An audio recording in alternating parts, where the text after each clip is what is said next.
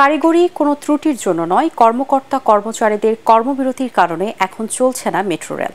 তবে দায়িত্ব নিয়ে সড়ক পরিবহন ও সেতু উপদেষ্টা ফজল কবির খান জানালেন, আগামী 7 দিনের মধ্যে চালু করা হবে মেট্রো রেল। এদিকে রাজধানী জুড়ে তীব্র যানজট আর ভোগান্তি থেকে বাঁচতে দ্রুত মেট্রো চালুর দাবি নগরবাসীর। ইয়াসির রানার আরেকটি রিপোর্ট।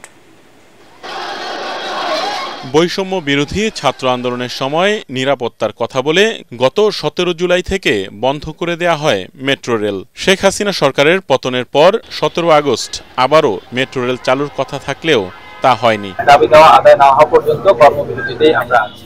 কারণ 6 দফা দাবিতে কর্মবিরতি পালন করছেন প্রতিষ্ঠানটির 10 থেকে 20তম গ্রেডের কর্মচারীরা। তাদের অন্যতম দাবি, বর্তমান বেতন কাঠামো বাতিল করে সব গ্রেডের জন্য জাতীয় বেতন স্কেল 2015 অনুযায়ী 2.3 গুণ হারে বেতন প্রদানের।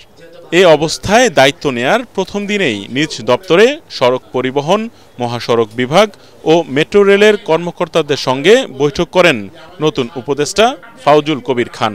সমস্যা সমাধান করে দ্রুত মেট্রো রেল চালু করার আশ্বাস দেন তিনি।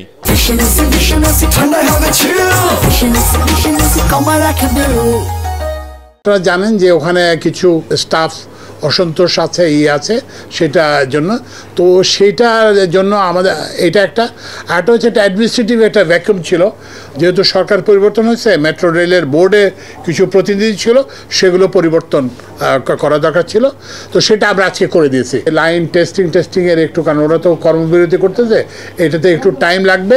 তা আমরা সর্বোচ্চ 7 দিনের মধ্যে মেট্রো রেল চালু করব। এদিকে মেট্রো রেল বন্ধ থাকায় যানজট বেড়েছে রাজধানীতে।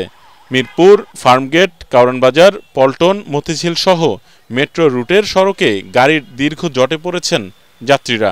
কর্মবিরতি কেন তারা দিয়েছে এটা নিয়ে প্রশাসনের সঙ্গে একটা আলোচনায় বসা উচিত এবং দ্রুত এই মেট্রো রেলটা চালু করা উচিত। মেট্রো রেল থাকলে তো আমাদের জন্য সুবিধা, মেট্রো রেল হলে এত যানবাহনের গ্যাঞ্জামে পড়তে হতো না। একটাও গাড়ি পাওয়া যাচ্ছে না, এরকম অবস্থা। মেট্রো রেল যখন থাকে, পাবলিক রাস্তা একটু কম, এই যে বাস ধরে অত কষ্ট করে যাওয়া লাগে না। সহিংসতায় ক্ষতিগ্রস্ত মিরপুর 10 ও কাজীপাড়া স্টেশনের বিষয়ে তদন্ত শেষেই পরবর্তী ব্যবস্থা নেওয়া হবে। ইয়াসিন রানা, এটিএন বাংলা, ঢাকা।